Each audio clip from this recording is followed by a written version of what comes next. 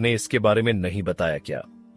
Sanford फिर चिल्लाते हुए कहता है, क्या सच में वैम्पायर गॉड ने तुम्हें मेरे बारे में नहीं बताया? उसने तुम्हें नहीं बताया कि मैं उसकी मौत हूं? ध्रुव कहता है, शांत हो जाओ सैनफर्ड, या जो कोई भी हो तुम। बस मुझे इतना बताओ कि तुमने यहां के लोगों के ऊपर हमला क्यों किया? सैनफर्ड हंसते हुए कहता है, यूं कहूं तो हमला मैंने इसलिए किया था क्योंकि मुझे तुझे ढूंढना था, लेकिन फिर मारने में मुझे मजा आने लगा। तुझे पता नहीं है कि कितना मजा आता है जब मैं किसी को मारता हूं। मेरी आदत है, मैं कभी नहीं रुकता बिना सबको खत्म किए हुए। ध्रुव कहता है, आज के बाद तुम कभी भी ऐसा कुछ नहीं कर पाओगे। आज तुम्हारा अंत होगा यहां। सैनफर्ड हंसते हुए कहता है, वैम्पायर गॉड को बाहर लाओ जरा इंसान, उसी से मैं आगे की बात कर सकता हूं। तुम मेरे किसी भी काम के नहीं हो। उसे खत्म करने की मेरी ख्वाहिश है। ध्रुव को एक गोल्डन चांस मिला था वैम्पायर गॉड के बारे में कुछ जानकारी निकालने के लिए। ध्रुव कहता है, अच्छा तो मुझे यह बताओ कि आखिर तुमने वैम्पायर गॉड को मारने की ख्वाहिश उस वक्त क्यों नहीं पूरी की जब यह जिंदा हुआ करता था? सैनफर्ड हंसते हुए कहता है, क्या करें, वैम्पायर गॉड ने अपने साथ साथ मेरे असली मालिक थेसिस को भी खत्म कर लिया, वरना उस वक्त भी इसकी मौत मेरी ही हाथों लिखी हुई थी। उस वक्त नहीं तो क्या हुआ, अभी तो अपनी वो ख्वाहिश जरूर पूरी करूंगा मैं, चाहे कुछ भी हो जाए, लेकिन वैम्पायर गॉड मरेगा। ध्रुव मन ही मन कहता है, थेसिस, ये नाम तो सुना सुना लग रहा है। तभी ध्रुव को कुछ याद आता है और वो वैम्पायर गॉड से कहता है, ये तो वही है जिसे वे लोग अपना भगवान मानते हैं, जो धरती के ऊपर हमला करने की फिराक में रहते हैं, वो alien species tyrants. Vampire God कहता है, के बाद बहुत सारी प्रजातियां, जो कुछ मेरे साथ थीं और कुछ उसके साथ। हम दोनों के मरने के बाद वो सब अलग अलग जगह बिखर गई, लेकिन हमें जिंदा रखा। ये प्रजाति भी उन्हीं में से एक लगती है। ध्रुव कहता है, ये क्या है? जो कुछ भी तुमने एक क्वाड्रिलियन साल पहले किया है, उसकी जड़ें कहां कहां तक फैली हुई है। कितना बड़ा है ये खेल। वैम्पायर गॉड कहता है, मैंने तुम्हें कितनी बार कहा है कि तुम्हें मैं जल्द ही बताना शुरू करूंगा, लेकिन अभी नहीं। अभी तुम्हारा टारगेट तुम्हारे सामने खड़ा है, सैनफर्ड। ध्रुव को खोए हुए देखकर सैनफर्ड कहता है, कहां है वैम्पायर गॉड? जल्दी बाहर निकाल उसे, वरना वो बाहर आने से पहले ही मर जाएगा। ध्रुव वैम्पायर गॉड से कहता है, इसकी तुमसे आखिर क्या दुश्मनी है? वैम्पायर गॉड कहता है, इसका एक भाई हुआ करता था जिसने धोखा देने की कोशिश की थी, लेकिन वो पकड़ा गया और मेरे कहने पर इसने ही उसका सर काट दिया था। उसके बाद इसके अंदर बदले की भावना उत्पन्न हुई और इसने मुझे मारने की कोशिश की, लेकिन इससे पहले कि इसे मौका मिलता मैं ही मारा गया। ध्रुव कहता है, इसने धोखे के नाम पर क्या किया? वैम्पायर गॉड कहता है, वो बताने लायक नहीं है। यूं समझ लो कि उस दिन अगर मुझे पता होता कि वो सब इसकी वजह से हुआ था, तो मैं इसके आखिरी कण तक को मिटा देता। वैम्पायर गॉड की बातों को सुनकर ध्रुव समझ रहा था कि जो कुछ भी हुआ होगा वो कितना ज्यादा खतरनाक रहा होगा। ध्रुव सैनफर्ड की तरफ अपनी उंगली दिखाते हुए कहता है, वैम्पायर गॉड को बाहर लाने की कोई जरूरत ही नहीं है। तुम्हारे लिए तो मैं ही काफी हूं। सैनफर्ड हंसते हुए कहता है, यकीन मानो इंसान, मैं तुम्हें वैम्पायर गॉड और जेल तक को अकेले ही तीनों को सोलो कर सकता हूं। तुम मुझे हल्के में लेने की गलती कर रहे हो। ध्रुव कहता है, गलती कौन कर रहा है वो तो जल्द ही पता चल जाएगा। सैनफर्ड हंसता है और अचानक वहां से गायब हो गया था और ध्रुव के बिल्कुल सामने पहुंच गया था। सैनफर्ड इतनी ज्यादा जल्दी से ध्रुव के सामने आया था कि ध्रुव इसे टेलीपोर्टेशन कह सकता था। ध्रुव इससे पहले कि कुछ कर पाता, बहुत ही बड़ी गड़बड़ हो चुकी थी। सैनफर्ड का जोरदार मुक्का ध्रुव के चेहरे के ऊपर लगता है और ध्रुव दूर जाकर दीवार से टकरा जाता है। उसके बाद सैनफर्ड वहां बैठी रिया की तरफ देखते हुए कहता है, तुम लोग बहुत कमजोर होते हो इंसानों। वैम्पायर गॉड ने तुम्हारे प्रजाति में से किसी के अंदर रहने का फैसला बनाया। लानत है उसके ऊपर। ध्रुव उठते हुए जब देखता है तो उसका जबड़ा एक तरह से उखड़कर पूरी तरह से टेढ़ा हो गया था। ध्रुव उसे एक बार फिर से ठीक करता है तो ध्रुव के मुंह से खून आ जाता है।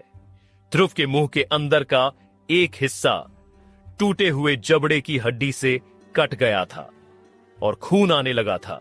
थोड़ी ही देर में ध्रुव खुद को पूरी तरह से हील कर लेता है। ध्रुव उसके बाद वैम्पायर गॉड से कहता है, ये क्या था? ये जो कोई भी है वो बहुत ही ज्यादा शक्तिशाली है।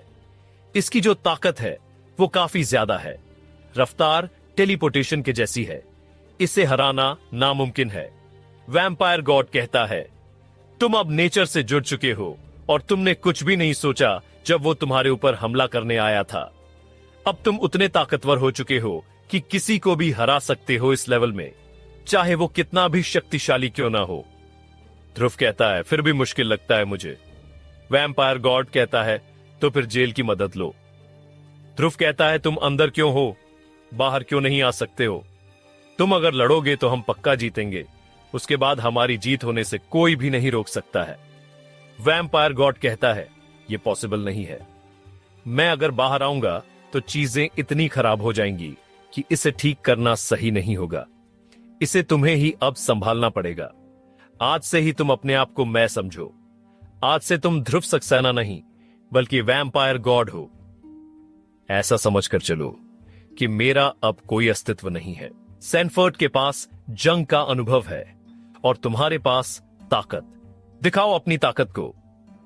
यह सब सुनकर ध्रुव को काफी ज्यादा गुस्सा आ रहा था कि आखिर वैम्पायर गॉड बाहर क्यों नहीं आना चाहता है।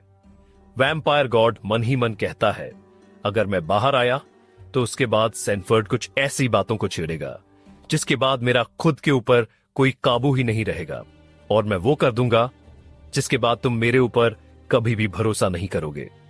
ध्रुव सक्सेना। तभी सैनफोर्ड ध्रुव के पास आते हुए कहता है, कितना कमजोर है तू।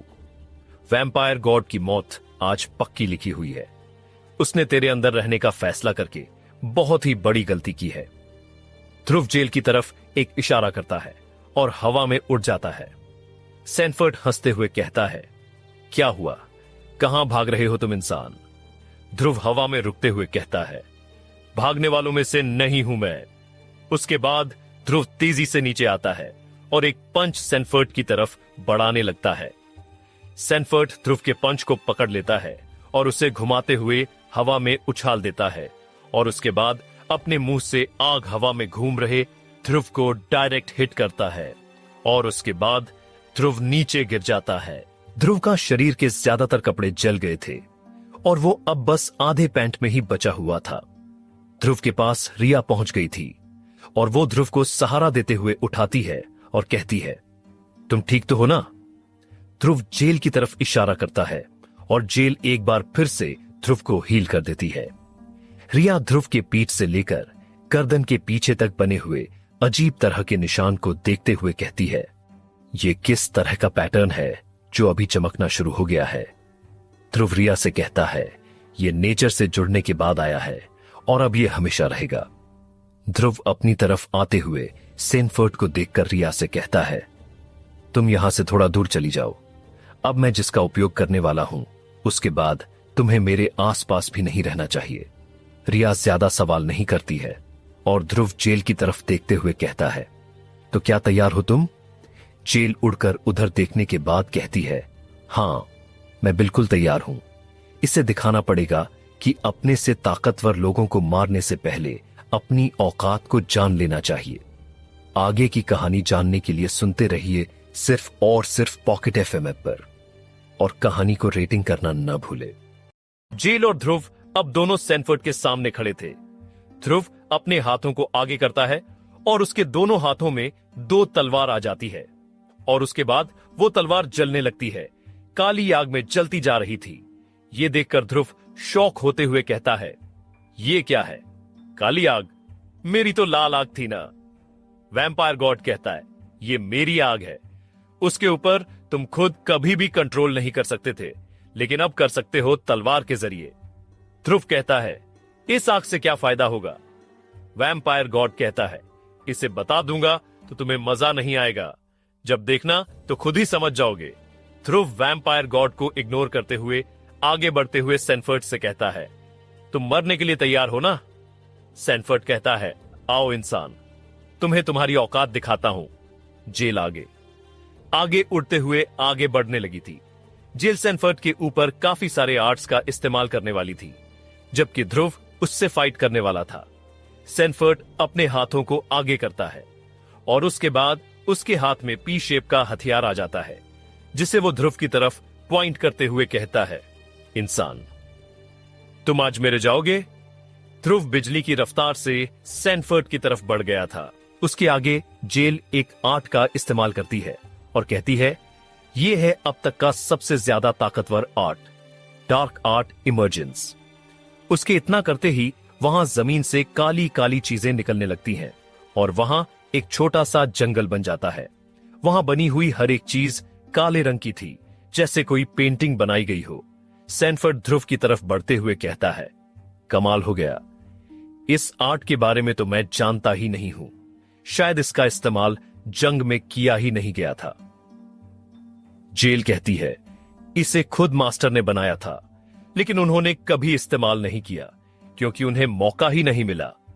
यूं समझ लो कि यह जंगल हर तरह से मेरे कंट्रोल में है और इसके अंदर मैं कुछ भी कर सकती हूं। जेल ध्रुव के पास उड़ते हुए आते हुए कहती है, इस जंगल में बाहर तब तक कोई नहीं जा सकता है जब तक मैं ना चाहूं, और सबसे अच्छी बात तो बताई ही नहीं मैंने।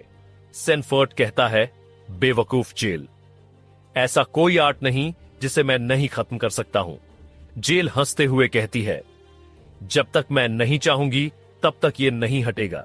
इसके अलावा जैसा कि मैंने तुम्हें कहा, इसे मैं कंट्रोल करती हूं तो ये मास्टर को लगातार हील करती रहेगी, लेकिन तुम्हारे लिए यहां का माहौल जहरीला होगा। तुम्हारी मौत तो तुम पक्की समझो। सैनफोर्ड कहता है, वो तो वक्त बताएगा, लेकिन मैं तुम्हें बता रहा हूं, इस आर्ट को खत्म करने का तरीका मिल गया है मुझे। अगर उसे कास्ट करने वाला ही नहीं रहा तो आर्ट वहीं खत्म। सैनफोर्ड एक खतरनाक स्माइल देता है जब वो जेल को खामोश देखता है। सैनफोर्ड चिल्लाते हुए कहता है, समझ गया मैं, समझो कि अब तुम भी मरोगी, लेकिन सबसे पहले वैम्पायर गॉड वेसल मरेगा। सैनफोर्ड ध्रुव को अपने पास आने के बाद उसके हमले को ऐसे रोक देता है जैसे वो कुछ था ही नहीं। ध्रुव जल्दी से पीछे हट जाता है और शौक भी था। उसकी तलवार की आग, जो अब तक सिर्फ ध्रुव के तलवार के साथ जल रही थी, वो सैनफोर्ड के अजीब से हथियार से टकराते ही टकराने वाले हिस्से के ऊपर जलने लगी थी। ये देखकर सैनफोर्ड कहता है, वैम्पायर गॉड का डार्क फ्लेम का तुम इस्तेमाल कर सकते हो। कमाल की बात है, लेकिन सबसे ज्यादा सुप्रीम कुछ है, तो वो है पर्पल फ्लेम। वैम्पायर गॉड उसका इकलौता यूजर, लेकिन उसने तुम्हें इसके बारे में कुछ भी नहीं बताया होगा। ध्रुव कुछ भी नहीं कहता है क्योंकि वो जानता था कि वैम्पायर गॉड ने उसे नदी के पानी के एक बूंद जितना ही बताया है। अभी तो पूरी की पूरी नदी बाकी है। ध्रुव कहता है, इसे देखकर लगता है कि ये आग कुछ भी जलाने लगती है। सैनफोर्ड कहता है, सही कहा इंसान, ये आग अगर किसी के ऊपर लग गई तो उसे तब तक जलाती है जब तक वो राख में नहीं बदल जाता। लेकिन इसकी एक कमजोरी है, ये देखना चाहोगे? ध्रुव जब देखता है तो शॉक हो जाता है। सैनफोर्ड ने अपनी तलवार के उस हिस्से को अलग कर दिया था और एनर्जी की मदद से एक बार फिर से हथियार को ठीक कर लिया था। उसने जिस हिस्से को अलग किया था वो अभी भी जल रहा था। सैनफोर्ड कहता है, देखा इंसान, ये है वो जो मैं तुम्हें बता रहा था। अगर उस हिस्से को अलग कर दिया जाए तो डार्क फ्लेम बाकी के बचे हुए हिस्सों को डैमेज नहीं पहुंचा सकती थी, लेकिन अगर पर्पल फ्लेम होता तो वो एक बार जिस चीज को जलाना शुरू करता है तो उस चीज के कितने भी हिस्से क्यों न कर दो, लेकिन वो सबको जलाए बिना बुझती नहीं है।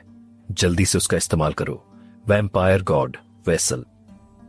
ध्रुव वैम्पायर गॉड से कहता है, ये पर्पल फ्लेम क्या है? वैम्पायर गॉड कहता है, सबसे सुप्रीम आग, जो टारगेट को बिना खत्म किए कभी भी नहीं बुझती, लेकिन वो एक दो धारी तलवार है। अगर तुमने उसका इस्तेमाल किया और उसके बाद सैनफोर्ड ने तुम्हें टच कर दिया तो तुम भी उसके साथ जल जाओगे। वो चाहता भी यही है। जैसे ही पर्पल फ्लेम उसके शरीर के ऊपर लगेगा तो वो तुम्हें भी अपने साथ खत्म कर देगा। यही प्लान है उसका। ध्रुव कहता है, तब तो उसका छोड़ो और मुझे ये बताओ कि आखिर तुम्हारे व्हाइट और डार्क फ्लेम में अंतर क्या है। वैम्पायर गॉड कहता है, डार्क फ्लेम अगर एक बार किसी टारगेट को जलाना शुरू करे तो जहां तक वो फैला हुआ है उसे जला देती है, लेकिन उसकी एक कमजोरी है। अगर उसे हिस्से को अलग कर दिया जाए तो डार्क फ्लेम अलग किए हुए हिस्से को जलाकर ही बुझ जाती है। मान लो कि उसके हाथ में अगर डार्क फ्लेम लगा तो वो अगर कुछ नहीं करेगा तो पूरा जलेगा, लेकिन अगर अपना हाथ काट कर अलग कर देगा तो सिर्फ उसका कटकर अलग हुआ हाथ ही जलेगा और डार्क फ्लेम बुझ जाएगा। पर्पल फ्लेम इस कमजोरी का सॉल्यूशन था, लेकिन वो दो धारी तलवार है। ध्रुव कहता है, मतलब ये डार्क फ्लेम पर्पल फ्लेम का डिफेक्ट्स वर्जन है। वैम्पायर गॉड कहता है, बिल्कुल नहीं, पर्पल फ्लेम डार्क फ्लेम का अपग्रेडेड वर्जन है। ध्रुव कहता है, बात तो सेम ही है। वैम्पायर गॉड इससे पहले कि कुछ कह पाता, ध्रुव कहता है, ये सब जाने दो और मुझे ये बताओ कि आखिर क्या है व्हाइट फ्लेम। वैम्पायर गॉड कहता है, व्हाइट फ्लेम अब तक का सबसे ज्यादा प्योर आग है। ये वक्त के हिसाब से काम करती है। ये सिर्फ एक हिस्से को ही जलाती है, चाहे उससे अलग करो या फिर नहीं। इससे किसी को दर्द नहीं होता। अगर तुमने किसी को पूरा का पूरा व्हाइट फ्लेम में जला दिया तो वो बिना किसी दर्द के मर जाएगा, लेकिन डार्क फ्लेम या पर्पल फ्लेम दर्द की चरम सीमा पहुंचा देता है। व्हाइट फ्लेम एक ठंडी आग है जो कभी कभार सामने वाले को हील भी करती है। ध्रुव कहता है, इसका इस्तेमाल तुम करते भी थे या फिर नहीं। वैम्पायर गॉड कहता है, सिर्फ उनके खिलाफ जिन्हें मैंने एक आसान मौत दी। ध्रुव कहता है, मतलब कभी हील नहीं किया है। वैम्पायर गॉड कहता है, नहीं किया होता तो मुझे पता कैसे होता। वैम्पायर गॉड की बात सुनकर ध्रुव कहता है, हां, ये तो सही कहा तुमने। मैं जल्द से जल्द तुम्हारे बारे में सब कुछ जानूंगा। तभी सैनफर्ड की आवाज ध्रुव के कानों में आती है, तुमने बात कर ली उससे, पर्पल फ्लेम का इस्तेमाल करोगे या फिर नहीं। ध्रुव कहता है, वैम्पायर गॉड का कहना है कि तुम्हें तड़पा तड़पा कर मारना है। तुम्हें यह बताना है कि तुमने एक क्वाड्रिलियन साल तक इंतजार करने के बाद भी कुछ भी ऐसा हासिल नहीं किया है जो हमारे खिलाफ काम करेगा। अगर पर्पल फ्लेम कास्ट किया तो तुम जल्द ही मारे जाओगे। तुम्हें एहसास कैसे होगा? सैनफर्ड हंसते हुए कहता है, एहसास करने की जरूरत तुम्हें है वैम्पायर गॉड वेसल। यह कहते ही सैनफर्ड अपने हथियार लेकर ध्रुव के सामने हवा में हमला करने के पोज में था। तभी जमीन से एक दीवार निकलती है और सैनफर्ड का हमला उस दीवार के ऊपर लगता है और उस दीवार के चीथड़े उड़ जाते हैं। ध्रुव वैम्पायर गॉड से कहता है, यह क्या है? यह तो बहुत ही ज्यादा तेज और शक्तिशाली है। तुम्हें लगता है कि तुम्हारे अंदर रहते हुए मैं इससे जीत सकता हूं? वैम्पायर गॉड कहता है, बिल्कुल जीत सकते हो। इसकी एक कमजोरी है, वो मैं तुम्हें बताऊंगा जरूर, लेकिन पहले मैं देखना चाहता हूं कि तुम्हारा यह शरीर कितना ज्यादा शक्तिशाली हुआ है और तुम कितने ज्यादा हुए हो। ध्रुव गुस्से में आते हुए कहता है, क्या बकवास कर रहे हो? यहां मैं मरने वाला हूं और तुम्हें टेस्ट करने की पड़ी हुई है। आगे की कहानी जानने के लिए सुनते रहिए सिर्फ और सिर्फ पॉकेट FM ऐप पर, और कहानी को रेटिंग करना ना भूले। ऐसा कुछ कैसे कह सकते हो? वैम्पायर गॉड कहता है, नेचर से जुड़ने का मतलब था कि हम दोनों के बीच में एक ब्रिज बन गया है, लेकिन अगर मैंने ब्रिज पर ज्यादा वजन डाल दिया तो वो टूट जाएगा। रही बात सैनफर्ड की, तो ये अपने भाई से बहुत ही कम ताकतवर था। इसे तुम आराम से हरा दोगे, बस याद रखना कि यहां तुम्हारी सोच ताकतवर होनी चाहिए। ध्रुव कहता है, हां, मैं समझ गया हूं कि तुम बस लेक्चर ही दे सकते हो मुझे। अब तुम शांत रहो और सब मेरे ऊपर छोड़ दो। वैम्पायर गॉड कहता है, जबान पर लगाम दो बच्चे। ध्रुव कुछ भी नहीं कहता है और वैम्पायर गॉड भी शांत हो जाता है। ध्रुव एक लंबी सांस लेता है और अपनी जलती हुई तलवार सैनफर्ड की तरफ दिखाते हुए कहता है, अब तुम्हारे जिंदगी को खत्म करने का वक्त आ गया है। सैनफर्ड हंसते हुए कहता है, तुमसे लड़ने में मजा नहीं आएगा। मुझे वैम्पायर गॉड से लड़ना था। क्या वो बुज़दिल बाहर नहीं आना चाहता है? मुझसे इतना डर गया है क्या? ध्रुव भी हंसने लगता है, जिसके बाद सैनफर्ड की हंसी गायब हो जाती है।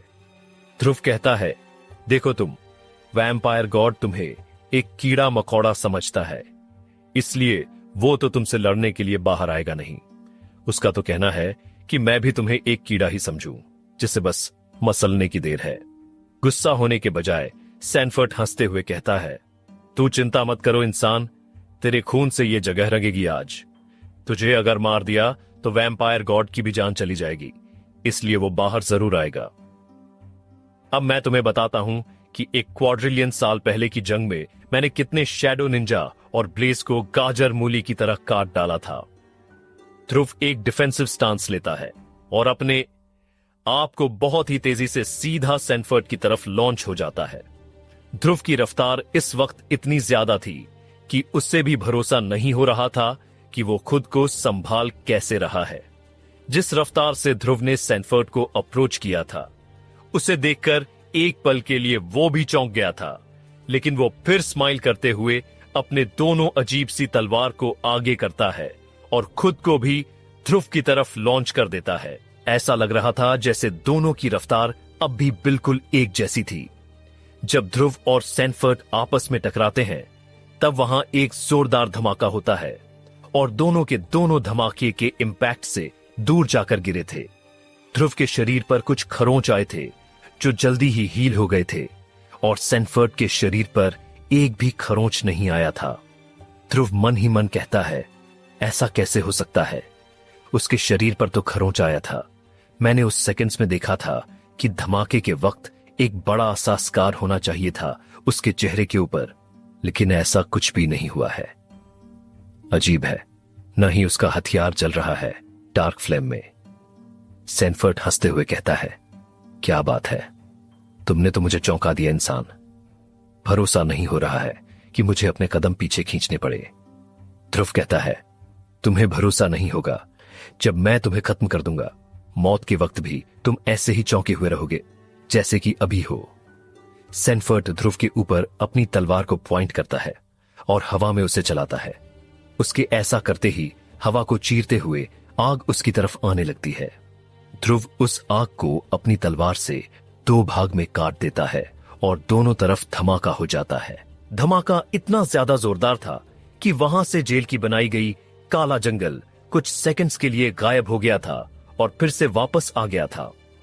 सैनफर्ड चिल्लाते हुए ध्रुव की तरफ कभी आग के, तो कभी पानी के, तो कभी तेज हवा के हमले करता जा रहा था और ध्रुव उसे काटता जा रहा था। सैनफर्ड चिल्लाते हुए कहता है, आज तुम मरोगे वैम्पायर गॉड वेसल। ध्रुव के ऊपर सैनफर्ड इतनी तेजी से हमला करता जा रहा था कि ध्रुव को ठीक से सोचने तक का वक्त नहीं रहा था। ध्रुव इस बार हमले को नाकामयाब बनाने के बजाय उसके इस हमले को डॉज करता है और अपनी तलवार से काले आग की लपटों को सीधा सैनफर्ड की तरफ भेज देता है, जो हवा को चीरते हुए आगे बढ़ता जा रहा था। सैनफर्ड एक स्माइल करता है और अपने हथियार से उसे काट देता है। उसका हथियार जलने लगता है और साथ ही साथ जिस जगह पर कटने के बाद वो गिरा था, वहां भी जलने लगा था। सैनफर्ड हंसते हुए कहता है, इतना काफी नहीं है वैम्पायर गॉड वेसल? ध्रुव जेल की तरफ देखता है, जिसके किए गए हमलों को सैनफर्ड ऐसे बिना देखे नाकाम करता जा रहा था जैसे वो कोई हवा का झोंका हो। ध्रुव जेल से कहता है, कुछ तो ऐसा करो जिसके बाद इससे हम रोक पाए। तुम्हारा ये डार्क आर्ट इमर्जेंस का उसके ऊपर कोई भी असर नहीं हो रहा है। जेल कहती है, मुझे भी कोई आइडिया नहीं है इसके बारे में। इसके ऊपर जहर अब तक काम कर जाना चाहिए था। सैनफर्ड रुक जाता है और कहता है, वो काम नहीं करेगा जेल, मैं सांस ले ही नहीं रहा हूं। यहां का जहरीला वातावरण मेरे ऊपर कोई भी असर नहीं डाल सकता है। जेल ध्रुव की तरफ देखते हुए कहती है, तब तो कुछ भी नहीं कर सकती हूं मैं। ध्रुव थोड़ा सोचते हुए कहता है, तुम बस इसे पकड़ने की कोशिश करो, बाकी सब मैं देख लूंगा। जेल कहती है, ठीक है, समझो काम हो गया। ध्रुव अपनी दोनों तलवार को वापस करता है और वैम्पायर गॉड से कहता है, मुझे अपने मुंह से डार्क फ्लेम निकालना है। वैम्पायर गॉड कहता है, बिल्कुल भी नहीं, ऐसा कुछ तुम नहीं कर सकते हो।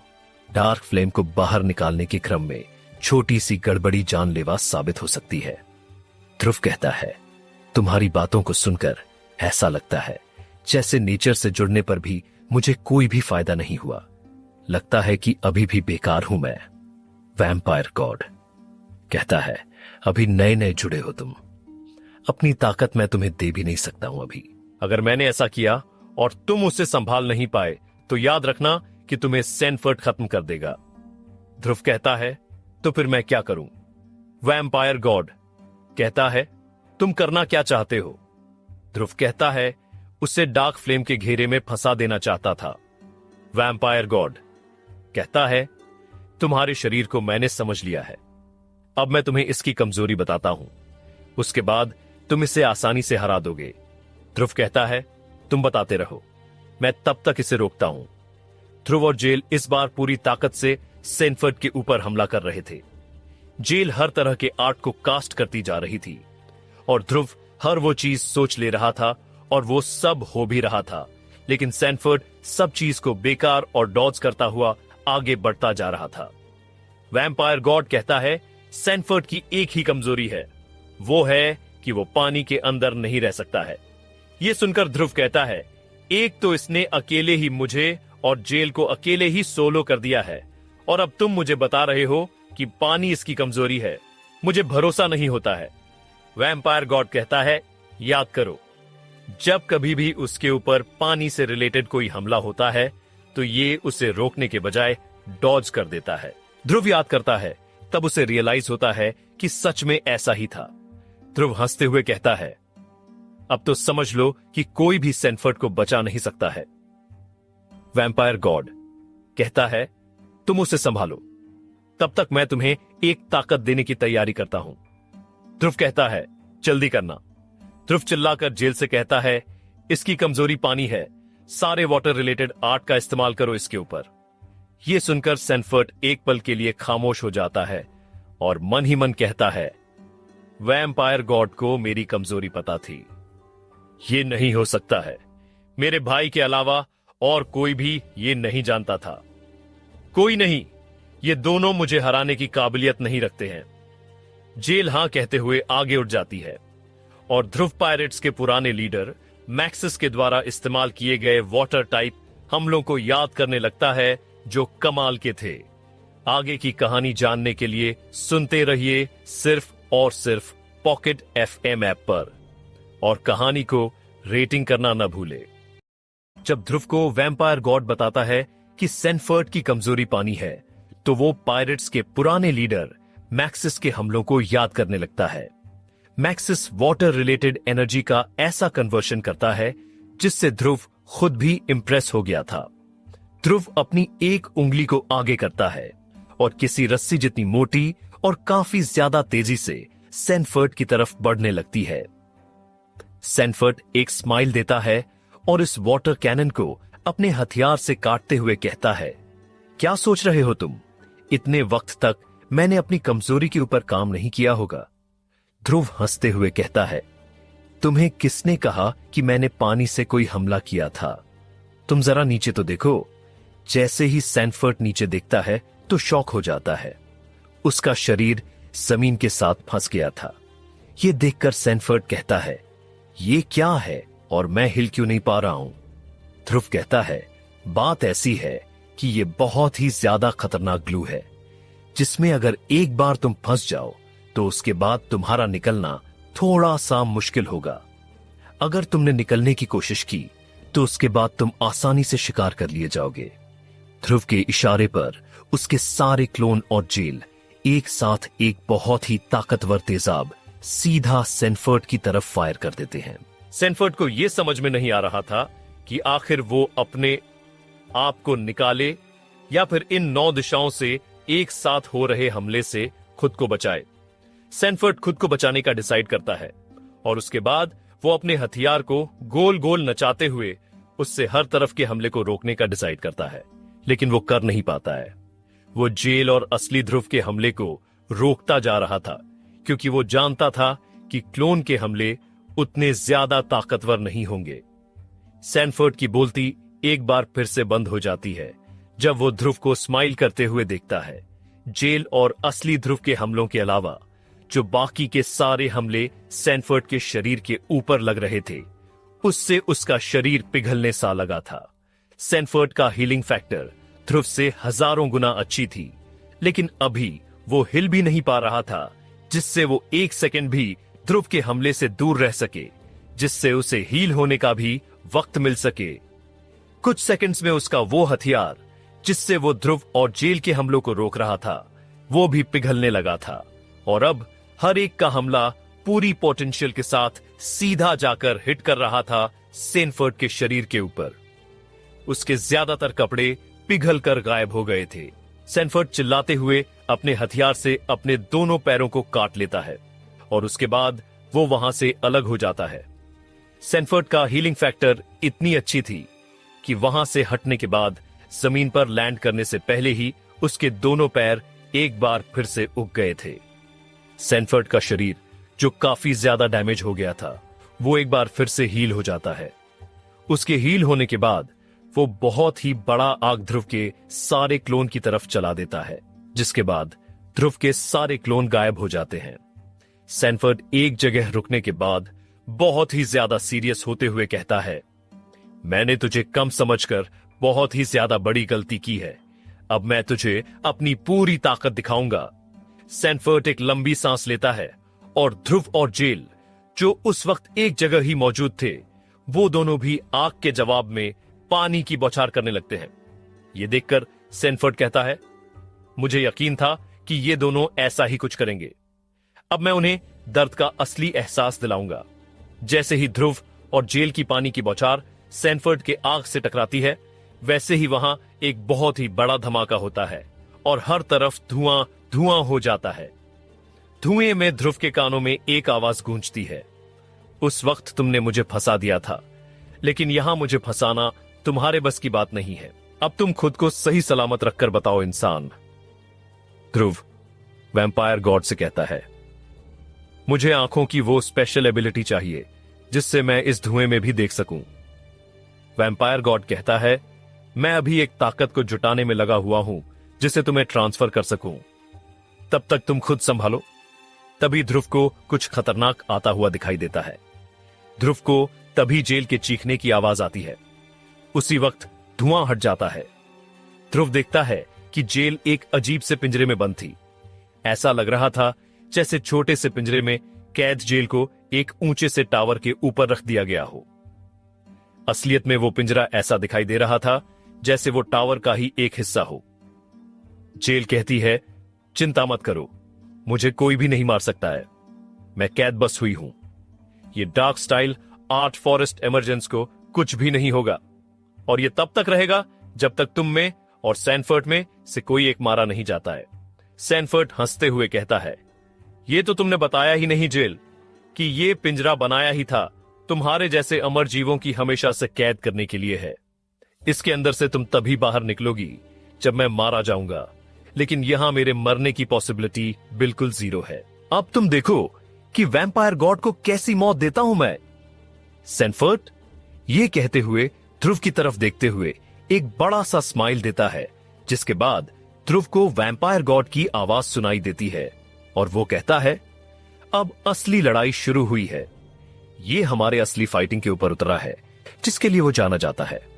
ध्रुव कहता है, ऐसे गोल गोल मत घुमाओ और मुझे ये बताओ कि असली फाइटिंग तकनीक का क्या मतलब हुआ तुम्हारा। वैम्पायर गॉड कहता है, तुम्हें पता होना चाहिए कि जो मजा किसी को दूर से मार देने में नहीं है, जो करीब रहकर धीरे धीरे मारने में है। ध्रुव कहता है, सीधा कहो ना, क्लोज कॉम्बैट के बारे में बात कर रहे हो। वैम्पायर गॉड कहता है, ये क्लोज कॉम्बैट सिर्फ फाइट नहीं होगा, बल्कि इसमें हम एक दूसरों को जानवरों की तरह नोचा करते थे जब तक सामने वाले को हम खत्म नहीं कर देते या फिर सामने वाला हमें खत्म नहीं कर देता है। ध्रुव को वैम्पायर गॉड अपने दोनों हाथों को आगे करने के लिए कहता है। ध्रुव ऐसा करता है तो उसके दोनों हाथ 3 उंगलियों वाले पंजों में बदल जाते हैं, जिसके नाखून हद से ज्यादा नुकीले और मेटल से बने हुए थे। अगर ध्रुव उससे किसी को नोचता तो सीधा उसका चमड़ा मांस सहित बाहर निकल जाता। ध्रुव ये देखते हुए कहता है, इसके बाद क्या करना है। वैम्पायर गॉड कहता है, अब कोई भी नियम और कानून नहीं होगा। अब तुम दोनों एक दूसरे को नोचना शुरू करोगे जब तक मैं ये स्पेशल मूव को तैयार नहीं कर लेता। ध्रुव कहना तो नहीं चाहता था, लेकिन वो कहता है, अच्छा ठीक है, तुम जैसा कहो, लेकिन जल्दी से वो मूव तैयार करो। पता नहीं मुझे क्यों थकावट सी महसूस हो रही है। वैम्पायर गॉड कहता है, थकना मत, वरना तुम हम दोनों के वजूद को खत्म कर दोगे। ध्रुव कहता है, वो ही तो मैं सोच रहा हूं कि नेचर से जुड़ने के बाद मैं पता नहीं क्यों, लेकिन थक रहा हूं। ये कुछ ज्यादा नहीं है क्या? वैम्पायर गॉड कहता है, नेचर का तुमने ज्यादा इस्तेमाल कर लिया है। तुम इसकी चिंता मत करो, ये लड़ाई अब भी लंबी जाएगी। तुम अभी नए हो इसलिए थक रहे हो, वरना तो लोग नेचर से जुड़ने के बाद कई दिनों तक आराम से लगातार लड़ते रहते हैं। ध्रुव कहता है, ठीक है, तुम चिंता मत करो, ये सब मैं संभाल लूंगा। जैसे ही ये कहकर ध्रुव सामने देखता है तो वो शॉक हो जाता है। सैनफर्ड अचानक से गायब हो गया था। ध्रुव हर तरफ देखता है, लेकिन उसे सैनफर्ड कहीं भी दिखाई नहीं देता है। तभी ध्रुव को अपने पीछे कोई महसूस होता है। जैसे ही ध्रुव पीछे मुड़ता है तो उसे सैनफर्ड बिल्कुल उसके पीछे खड़ा दिखाई देता है। ध्रुव बस इतना ही सोच पाता है कि इतनी जल्दी सैनफर्ड उसके पीछे आया तो फिर आया कैसे? ध्रुव उससे दूर जाने के बारे में सोच ही पाया था कि वो ध्रुव के एक हाथ को पकड़ता है और उसके बाद वो सीधा ध्रुव के दिल के पास एक लात मारता है, जो बस ध्रुव को छूकर ऊपर चला जाता है और ध्रुव जल्दी से पीछे हट जाता है। ध्रुव को ऐसा लगता है जैसे उसने सैनफर्ड के हमले को डॉज कर लिया, लेकिन ध्रुव के पैरों तले जमीन खिसक जाती है जब वो अपने हाथ को और फिर सैनफर्ड के हाथ को देखता है। आगे की कहानी जानने के लिए सुनते रहिए सिर्फ और सिर्फ पॉकेट एफएम ऐप पर, और कहानी को रेटिंग करना न भूले। ध्रुव सैनफर्ड के हमले से बच